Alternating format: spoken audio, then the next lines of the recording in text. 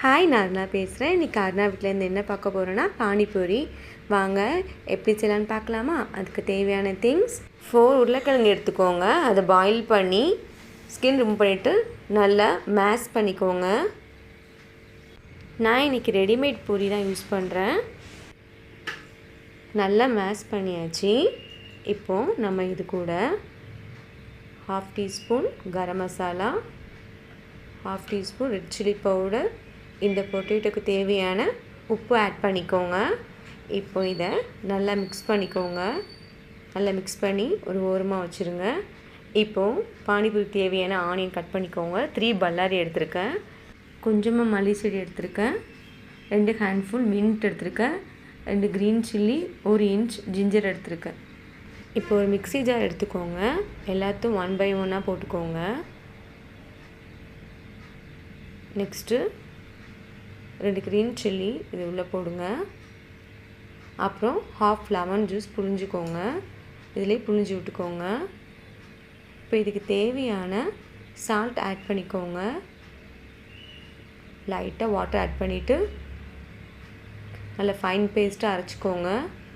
உங்களுக்கு எவ்வளோ தண்ணி தேவையோ ஜார்லேயே சேர்த்துக்கோங்க. இப்போ இதை ஃபில்டர் பண்ணிக்கலாம். நான் ஃபில்டர் பண்ணியிருக்கேன். உங்களுக்கு அப்படி சாப்பிட பிடிக்குன்னா நீங்கள் அப்படி வச்சுக்கோங்க. நல்லா ஃபில்டர் பண்ணிவிட்டு சால்ட் அப்புறம் லெமன் ஜூஸ் புளிப்பு எல்லாம் பத்துமான்னு பார்த்துக்கோங்க. இது போதுமானதாக இருக்கும். இப்போது பானி ரெடி ஆயிடுச்சு.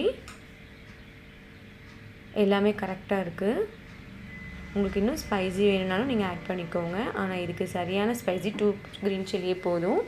இப்போது நம்ம பூரி ஃப்ரை பண்ணி எடுத்துடலாம். நல்லா ஆயில் சூடானதுக்கப்புறம் 1 by 1 நம்ம இந்த ரெடிமேட் பூரியை ஃப்ரை பண்ணி எடுத்துடலாம். இது எல்லா சூப்பர் மார்க்கெட்லேயும் கிடைக்கும். ஹை ஃப்ளேம்லேயே வச்சு ஃப்ரை பண்ணிக்கோங்க. நல்லா கிறிஸ்பியாக ஆகணும். கொஞ்சம் ப்ரௌன் ஆனாலும் ஓகே தான். டக்குன்னு எடுத்துடாதீங்க, ஏன்னா உள்ளே வெந்திருக்காது. இந்த ரெடிமேட் பூரி டேஸ்ட் வைஸ் ரொம்ப சூப்பராக தான் இருக்கும். உள்ள டேஸ்ட் எதுவும் டிஃப்ரெண்ட்டாக இருக்கும்னு நினச்சிக்காதீங்க. டேஸ்ட் நல்லாயிருக்கும்.